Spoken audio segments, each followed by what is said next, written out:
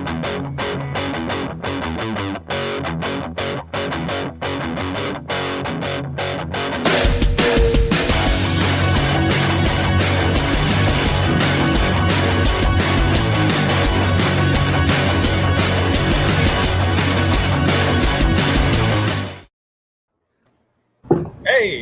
welcome back. I was head bobbing so hard to the music I knocked my keyboard off my desk. What a great start. Yeah, so welcome back. I got my new jersey, fresh fit. I have one set up for next week too, but I got my Jalen Hurts jersey. I don't know. And I completed the trifecta of Alabama quarterbacks. How are you guys doing today? I'm doing good. I know this is a Bama show and I should have Bama stuff on, but my Washington Capitals are playing game 2 tonight, and I'm hoping they can pull off the upset like they did in the first game. So that's why I'm wearing the Caps jersey. And then I added a new little jersey over here. I got the Fear the Deer Bucks jersey. Definitely a tough one, obviously Giannis. So can't complain. Cream City. So we're a Bama show. Bama football is the big thing. Let's start with talking about Bama football. Two clacks, much to clack.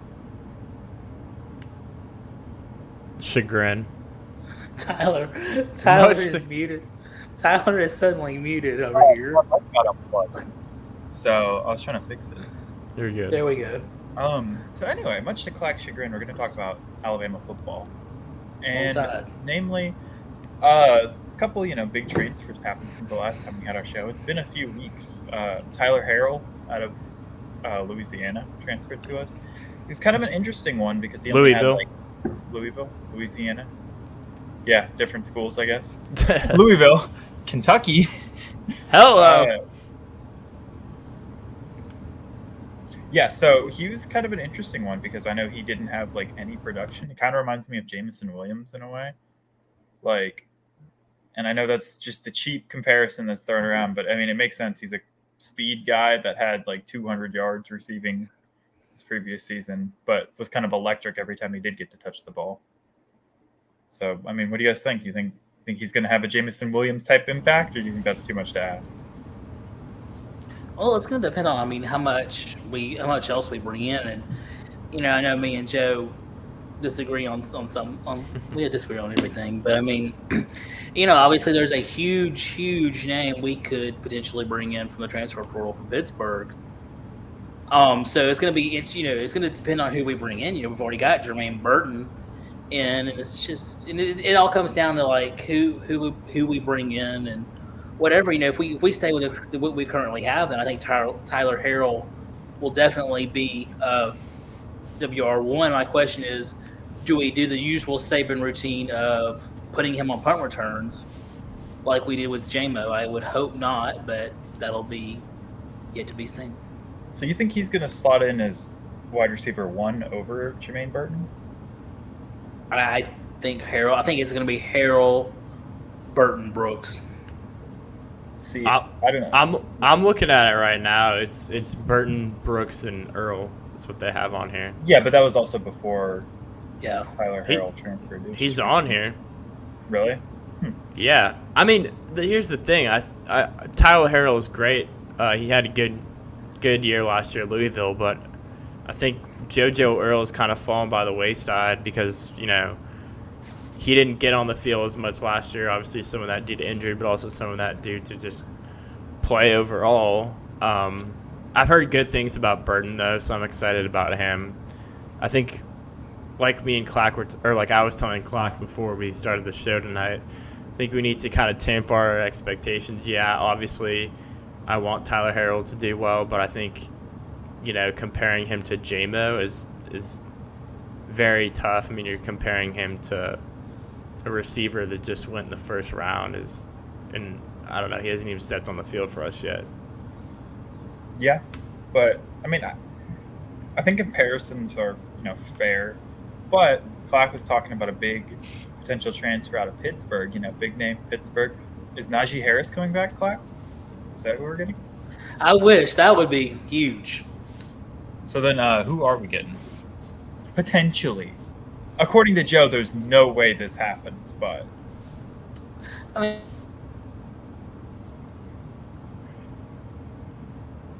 Did he Joe just got mute? so mad that he muted Clack when he tried to. I didn't mute him.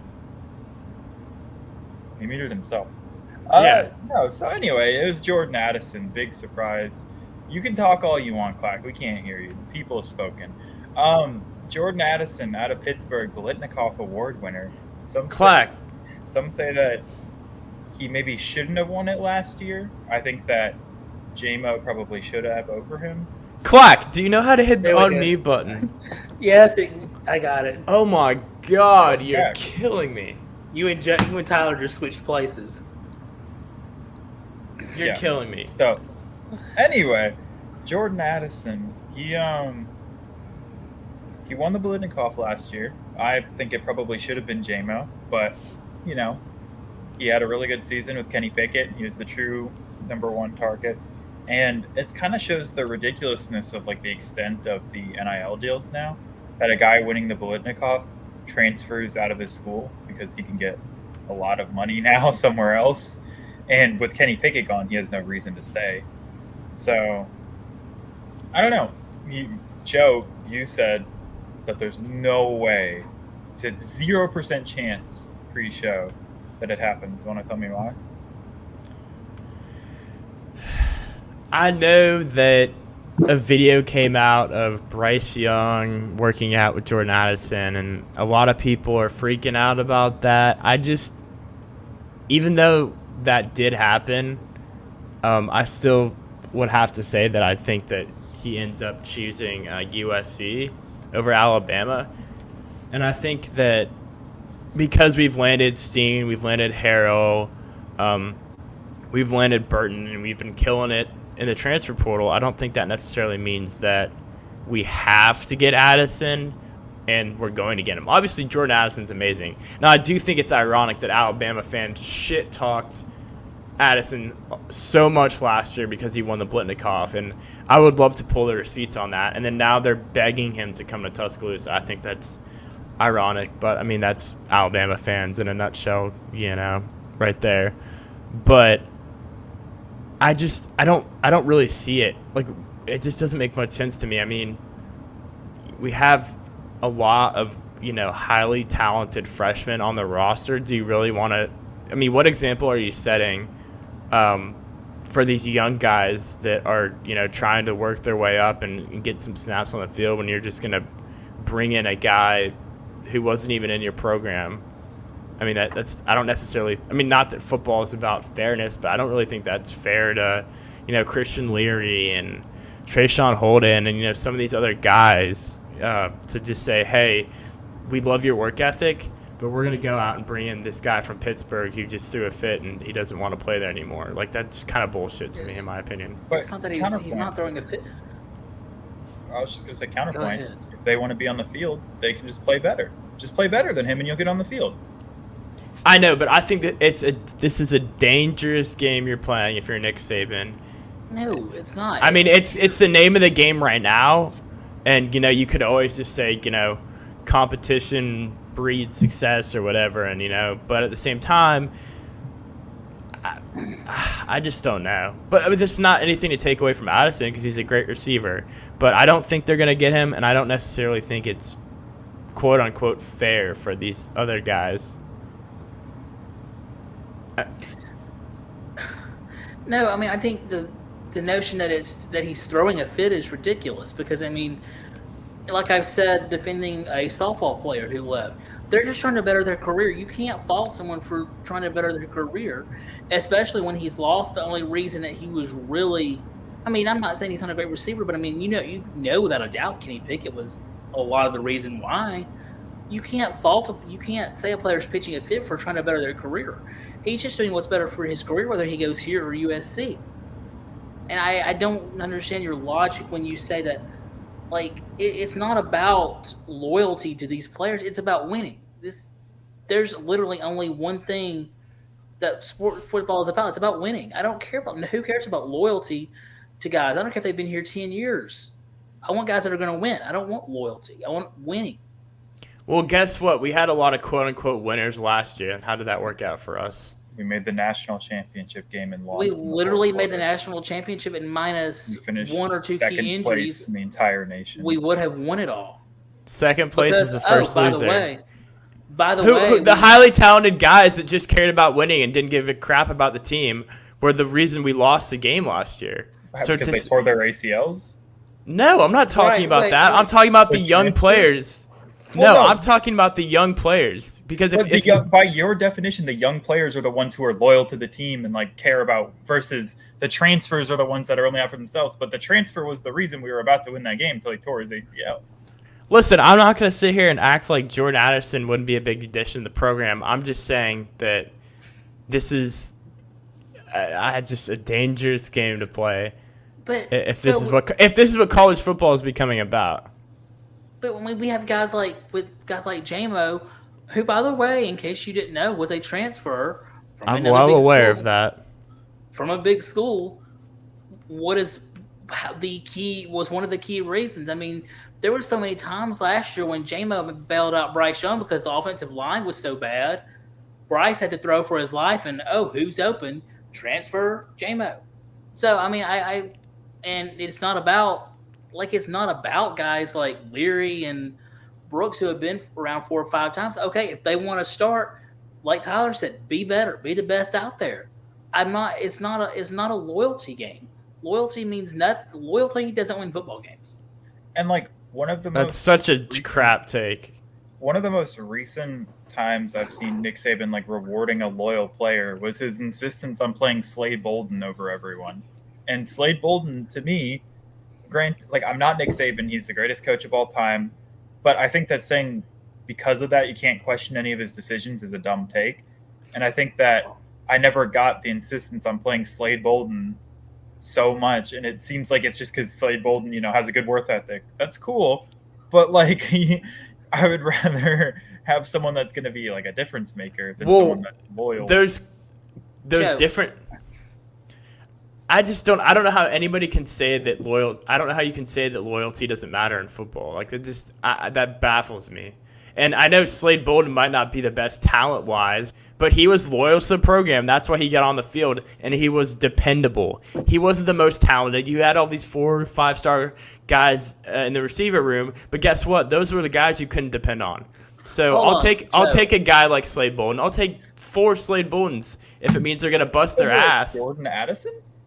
I'm not comparing Slade Bolden to Jordan Addison. I'm just saying he was a loyal player, and although he might not have been the best talent-wise, he was what we needed.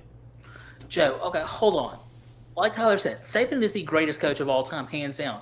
But the last 2 times we played the loyalty game, it almost bit us in the ass. Okay, go back to the 2017 season with Jalen Hurts. Brian Dable literally begged Nick Saban to go to 2 at halftime, but no, Saban wanted to stay loyal with Tua. Well, we stayed with Tua, or stay loyal with Jalen. We did. We lost. Finally had to change it. Let me finish. When you play loyalty, sometimes when you play the loyalty game, you get bitten in the ass. That's all I'm saying. Like, it's not playing loyalty will get you beat. I don't care. Nick, you're really questioning Nick Saban?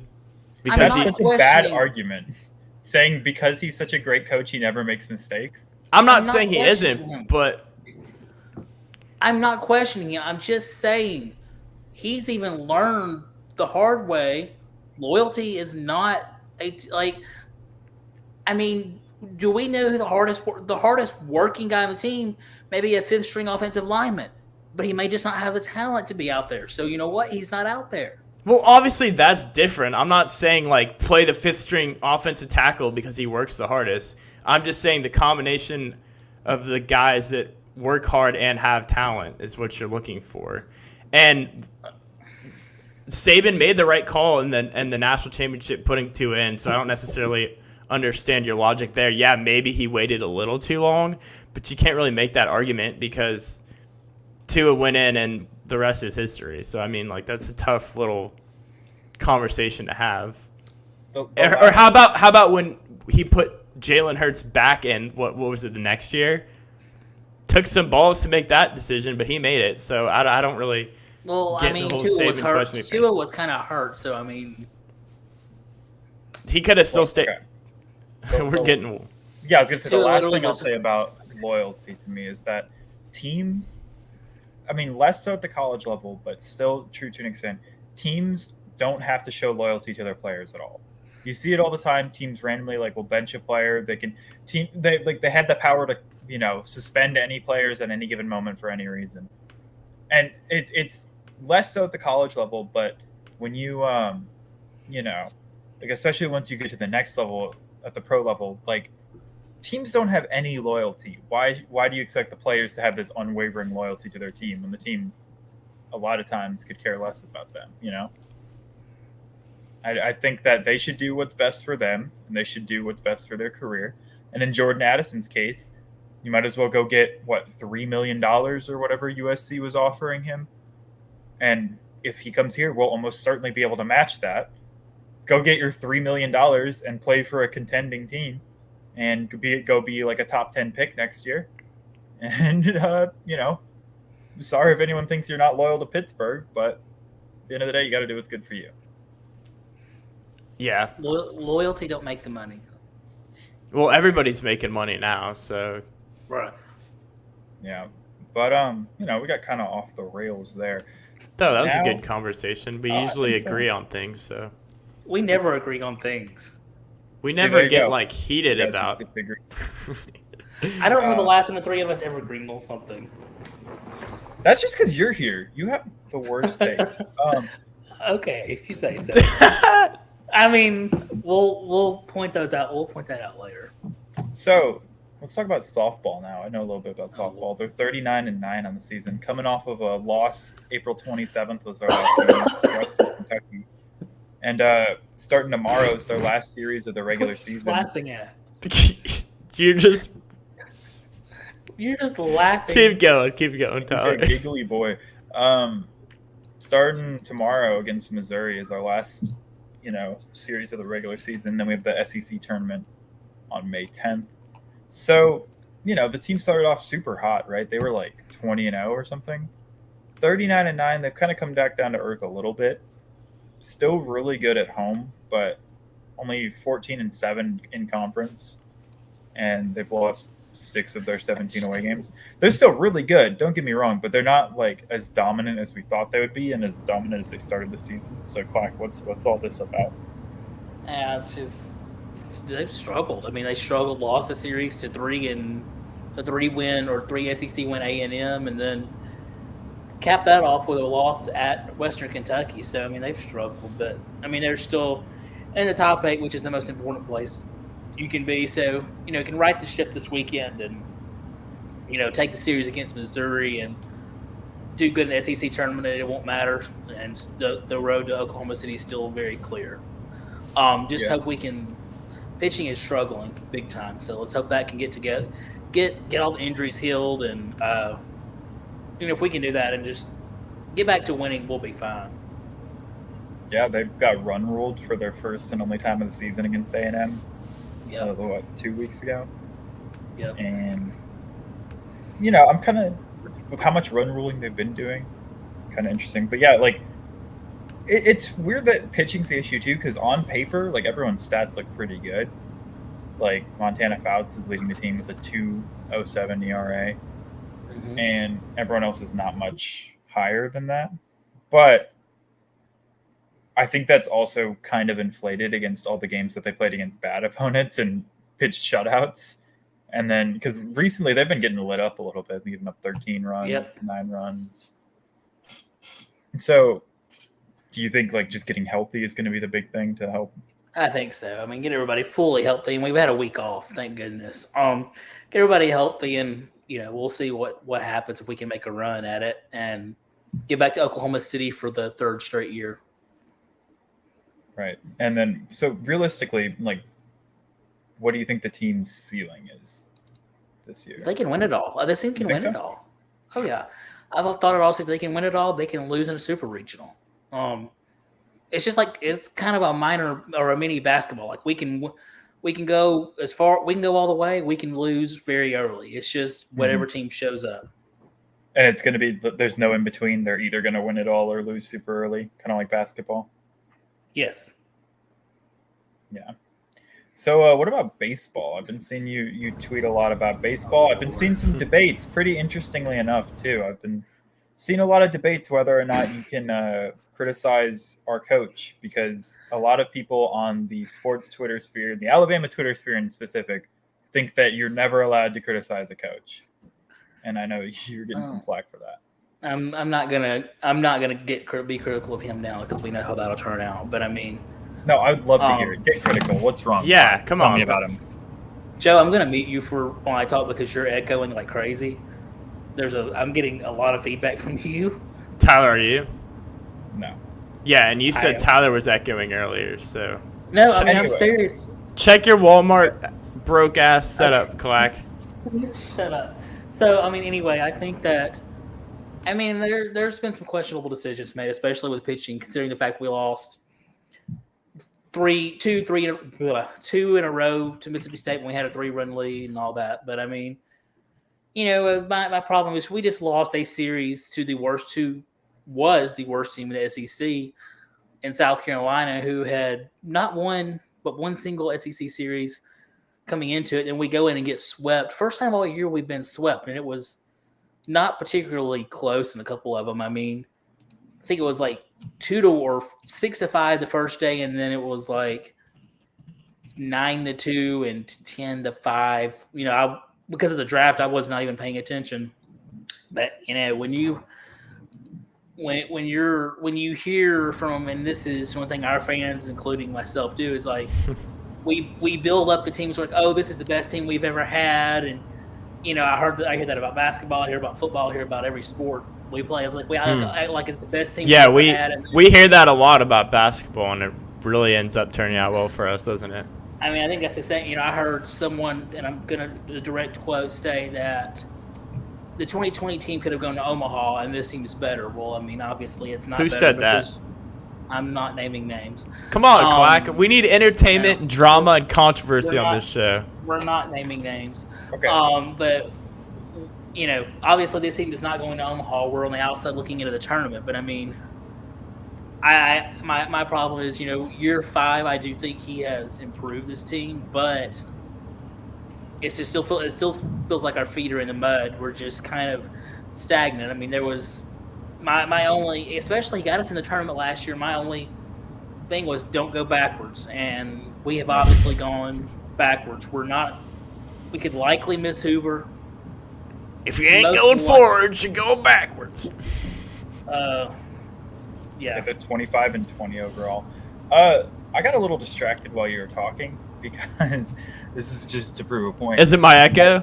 It's not. Yes, it's your echo. So South Carolina, right? University of South Carolina. They have a really cool football logo. Namely that. You know, it's kind of pixely, but you get the point. I looked it up.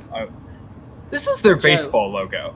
Why is their baseball logo so bad compared to their football logo? It looks like it looks like Clack came up with it or something. Jeez. It's just I mean, that's weird. It really distracted me. Also, they've had the same logo for like 30 years. Are we just now noticing this? I do not. I don't think watch any college baseball or before like we started doing our shows. And no, so, I'm talking about the Gamecock logo. They've had that logo for 30 years. This logo's cool. Their Gamecock logo's sick. But why so you're saying you like Cox? I don't like the S and C. Like that doesn't make any sense. It's just like I was just looking at the Alabama schedule and I was like, what is this team? And I'm like, what? This is South Carolina. Anyway, sorry, that really Go Cox. Anyway, so I mean, you know, and I kind of got in a little bit of hot water on the Twitter app when I said this the other day. But I mean, you know, a lot of people go back to the 11.7 scholarships. Joe, you're killing me here. A lot of people go back to the 11.7 scholarships. Tyler, do you hear me echoing? Not at all. Clack. Tyler, your ears are stopped up or something. You are the only one on here that. Do you notice any difference now? Not at all. You are the only one on here that ever has connection issues, that has to leave constantly. I have no connection issues. Has FaceTimes on here while we're doing shows. Like, you just need to get your. He falls asleep. He drinks heavily before the show. He can't talk. We're airing out all the grievances tonight. I have never fallen asleep. He can't. Doesn't know how to use grammar. Help! I fell and can't get up. I just totally lost my train of thought. You were talking about baseball. Oh, the tweeter apps. You got in trouble on the tweeters. Oh, he's gone now too. So, Joe, that means we get to talk more about football because we like football. You can unmute yourself. He's gone. The bad man can't hurt you anymore. He's frozen, and I have to screenshot his face. Does it look funny for you too? Yeah, he's a beautiful, beautiful young man. Shift command. What is it? Forever. Shift command 4. What is it? Okay. I don't know. No, I missed it.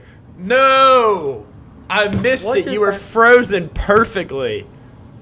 I don't know what just happened, but I guess y'all talking about it made it freeze. Goodness. Yeah. I don't know why he freezed like that, but.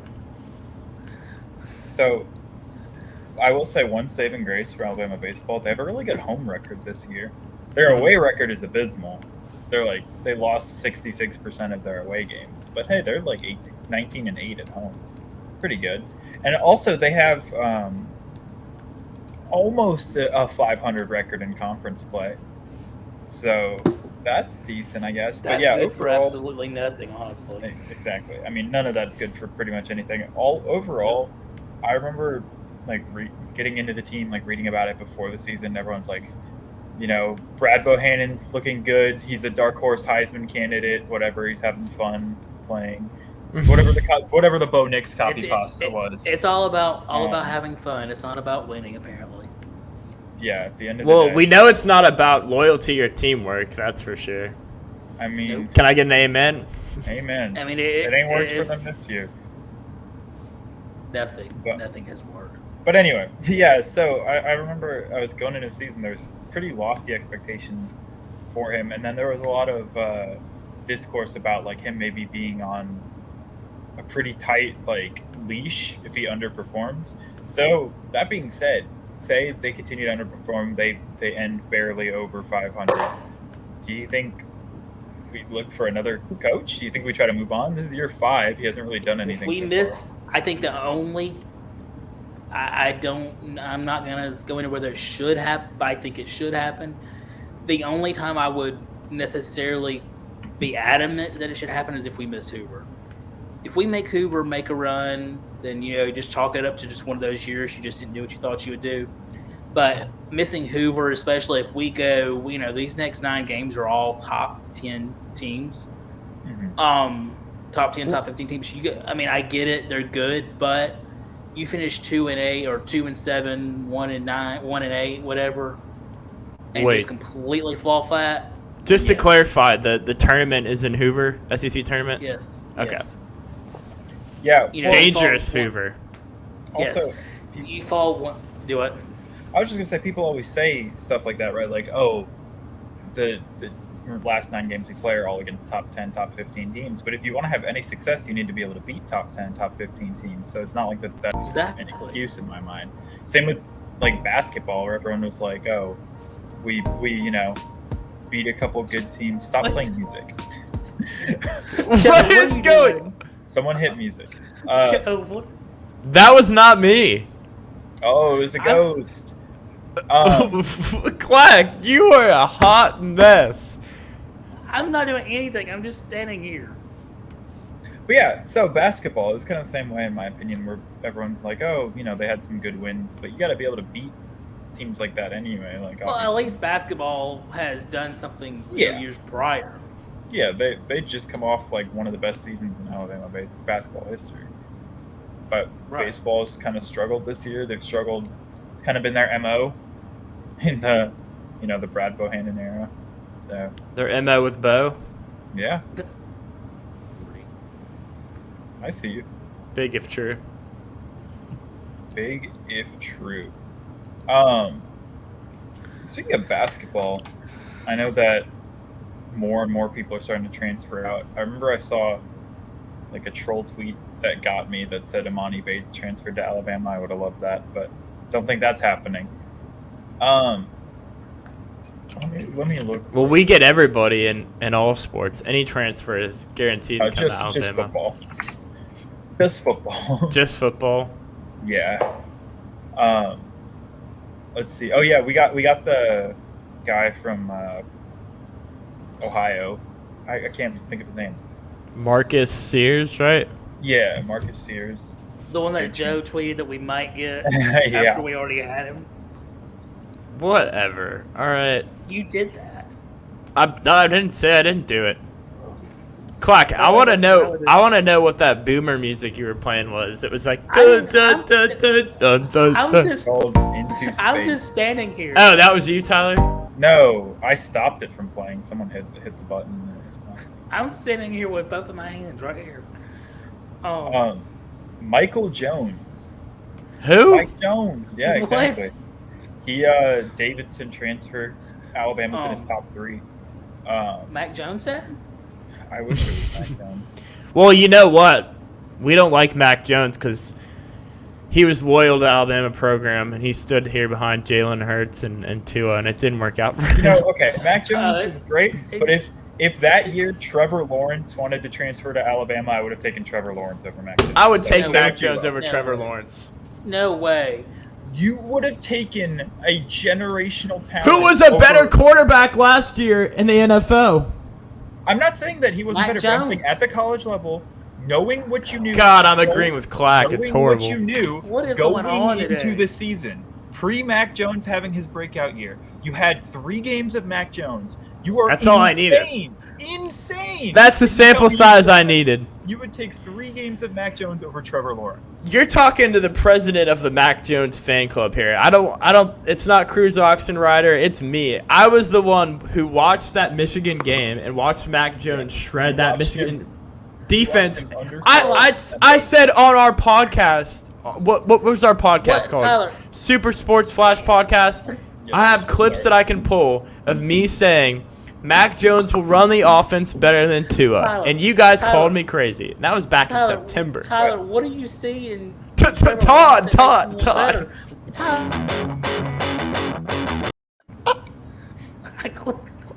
I was trying to make a point and I clicked it. Oh my god!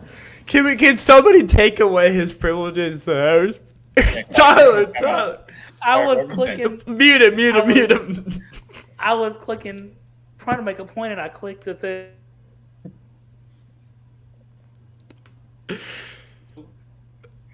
All right. All right. Okay. What were Why do trying you to- say that Mac and Jones? What makes you think that Mac and cheese. Y'all have got me all out of. Oh, this is our best show yet. This is our best show we've ever had. What do you think? Like, what gives you the idea that Trevor's better than Mac? Going into the year? Yes. I'm not saying. I that see it what ended Tyler's up saying. better. I'm just saying, like, it's kind of like Jordan Addison. Maybe Christian Leary could have an all-time great wide receiver season, but I'm saying going into the year with 3 games of Mac Jones, 100 times out of 100, you'd take Trevor Lawrence if you wanted to transfer. Well, when the I'm season not saying that started, it didn't work out for the best, but No, yeah, I get what you're saying. I was clowning, but I totally understand what you're saying. I mean, like, and I'm happy for Mac as well. Like I became a believer by the end of the year. Mac really soured me his first impression. The I think it was Tennessee game that Tua first got hurt in. The one year he had to Mac had to come in. His first throw, he like throws it into the dirt on like a 2-yard pass and then runs to the sideline going, ah. And I was like, this guy's going to be our quarterback. Are you kidding me?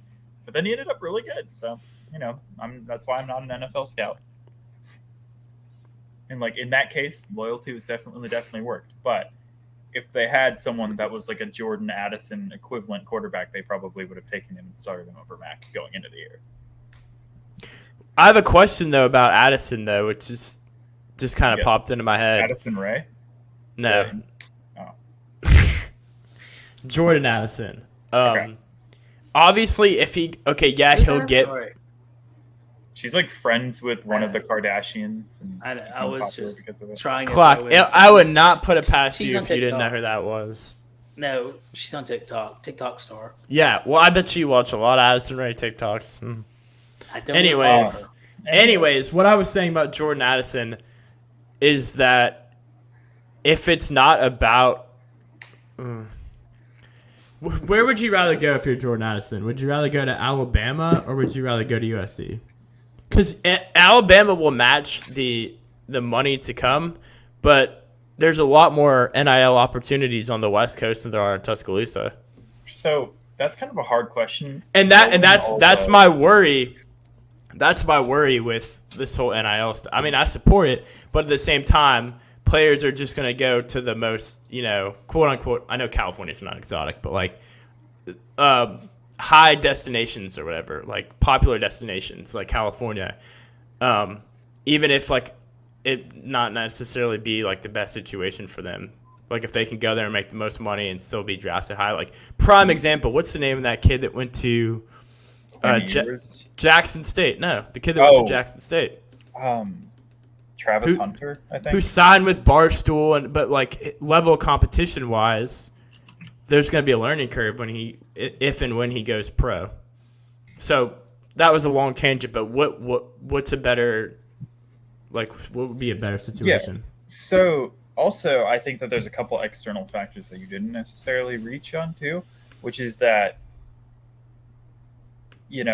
Jordan Addison and Caleb Williams, like reportedly were really good friends growing up. And so they already kind of have, the chemistry there. And with Alabama, I think you have overall more talent, maybe not like a top end receiver, but you have a lot more talent. They're going to spread the ball around versus USC. Like, they have some decent players there, USC, but it's not at the same level. Right. So I think that overall, you want to win a championship, you come to Alabama. You want to shine, maybe you go to USC because you're going to be, a big dog on campus if you go there. That's just my 2 cents. I concur. Same. That's y'all have anything else you want to talk about? No, you got to go run to see Doctor Strange, huh? Well, according to Clark had no idea that the movie came out today. Yeah, Joe, why are you going to see it your second time already? Yeah. Clark thought I was. Good movie.